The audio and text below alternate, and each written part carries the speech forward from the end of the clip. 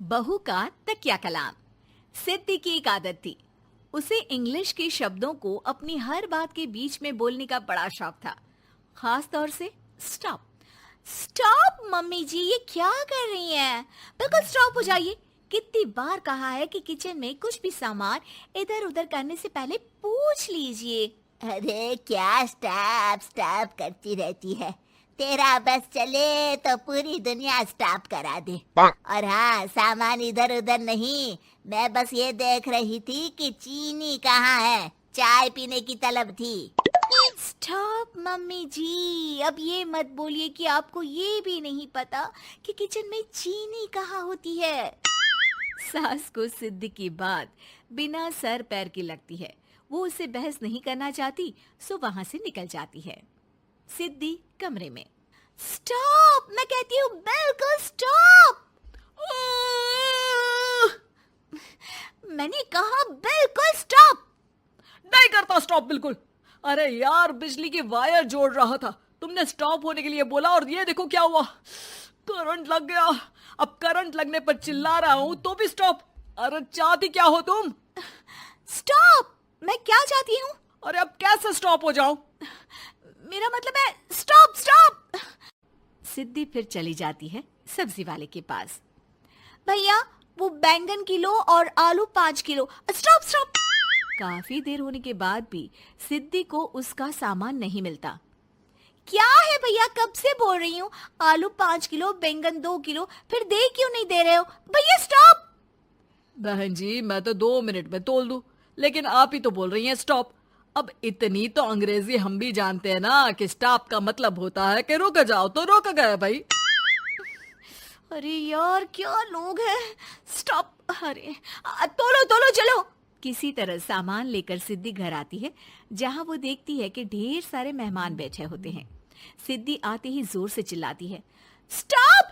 आप यहाँ सब कैसे? अरे अब कैसे स्टॉप हो जावे बहू, जितना आना था आ गए हम। अब हाँ बैठिए ना। सासू माँ, आप बात करिए, मैं चाय बनाकर ला रही हूँ। सभी बात करने में लग जाते हैं कि तभी सिद्धि किचन से निकल कर आ जाती है। Stop stop. अरे क्या खाएंगे आप लोग?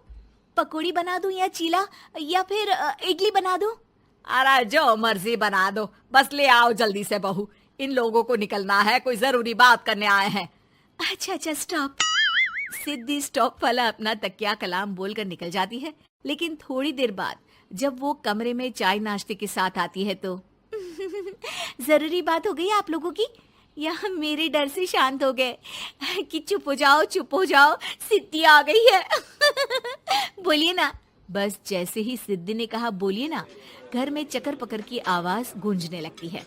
अरे तुम स्टॉप क्या बोल कर गई, सभी शांत हो गए, अब बात शुरू करेंगे। हाँ भाई बहू, तुम वो स्टॉप बोल कर गई तो हम लोगों को लगा कि शायद तुम भी सुनना चाहती हो कि हम लोग क्या बात कर रहे हैं। फिर जो मेहमानों की बात शुरू होती है वो घंटों बीत जाते हैं, चलती ही रहती है।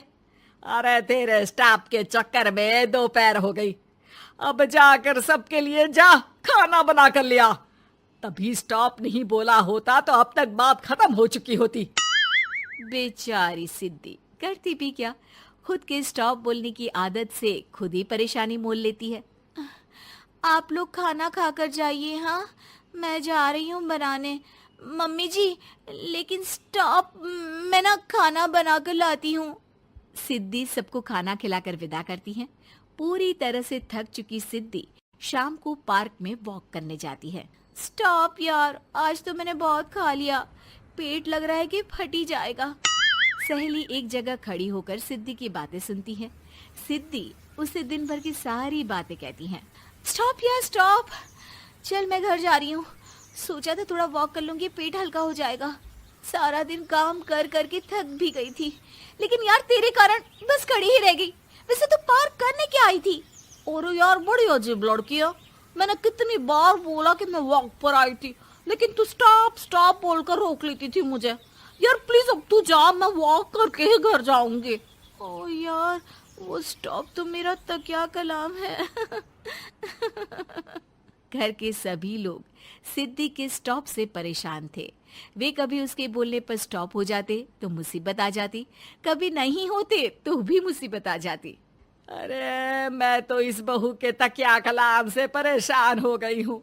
अरे कोई तो उसकी ये आदत हटाए।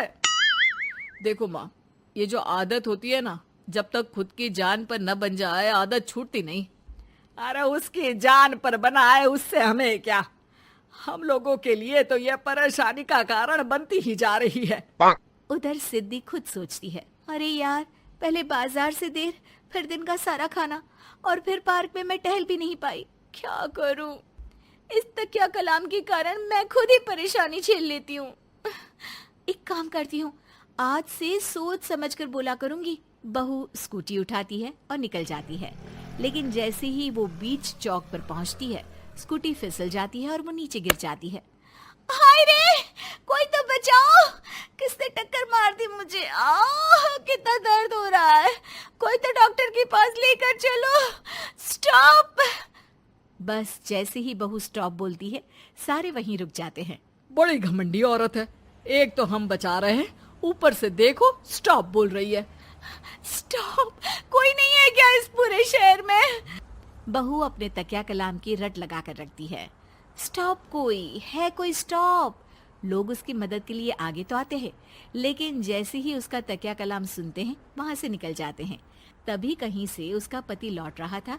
वो बीवी को रास्ते में पड़ा देख हैरान रह जाता है। अरे तुम यहाँ, कितनी चोट लगी है तुम्हें? पति आसपास खड़े लोगों पर गुस्सा हो जाता है।